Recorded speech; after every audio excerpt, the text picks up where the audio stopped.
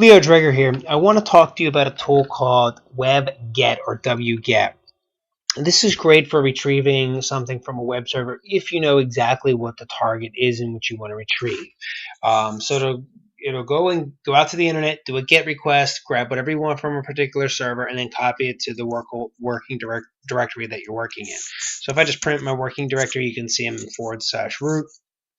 So we're going to do a wget, and it'll give us the format of the command. So it's missing the URL, so we need wget options and then the URL. Or if you want to see the detailed parameters, the wget tag help, and that'll give you the full capabilities of this tool. We're not going to be able to cover all of this now in just this video, but I just want to illustrate that it is extremely powerful of a utility, especially for scripting.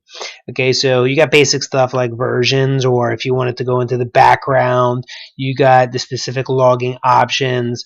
If you want verbose logging and things like that, that's always fun to do. What you want to download, the number of tries, where you want to put the output, what do you want to do with the server response. If you want to just see if it's there and not actually download it, you can use this tool in spider mode. You can specify only go over IP4 networks or only over IPv6 networks, specific usernames and passwords for FTP and HTTP purposes. So if you do need something that requires a username and password, certainly you can add that in here. Not good for scripting purposes because you'd have usernames and passwords in clear text. If you want to grab the directory structure or not, it's got a handful of HTTP options. Again, usernames, passwords, client settings. If you grab headers and cookies or post data strings and add that to your logs.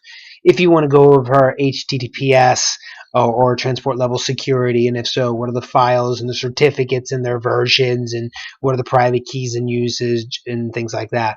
You have FTP specific options, and I would say use the FTP user and password parameters instead of the other user and parameter items from before. So if you're specific to FTP, use the specifics of FTP. You'll find that it'll work much better.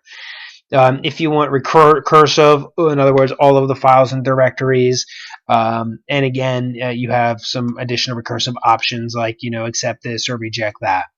Okay, so we're going to actually just go into a simple version of this.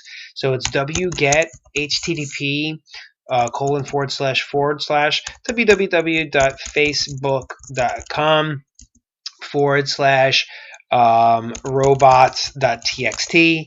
Hit enter. It'll go out to the attempt to go out to the internet to get robots.txt from Facebook. And there you go. So resolving Facebook.com, it went out. If connecting to Facebook, found it on this IP address and port 80, so we are now connected.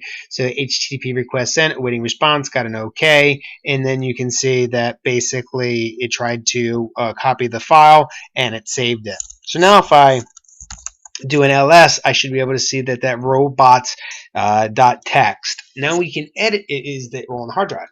Now we can actually edit that file or view the contents of this, and you can do this, a dozen different ways. You could do a head, tail, less, more, whatever you prefer. So I'm just going to tail the file, tail robots.txt. And you can basically see the last 10 lines by default of that file just to prove that there is something in it. Or we can do, something like less robots.txt, and you can go line by line. And so what's interesting here is you can see all of the spidering that Facebook specifically does not allow. Now, I haven't done anything unethical here. A robots.txt file is publicly available at just about everybody's site, and is extremely popular within the web world. So just about every website has one, and it always should be publicly accessible for read access. So, but I can learn some stuff from it. I can learn that basically there's PHP, so that means they're probably using Apache servers. I can see some of the directories like hashtags and photos and checkpoint and hashtags, and it's specific to the actual spiders that it's telling that not to index the site. So here's the Google bot. No, don't check these things. Here's IA Archiver. Don't check these things. Here's the MSN bot. Disallow these activities.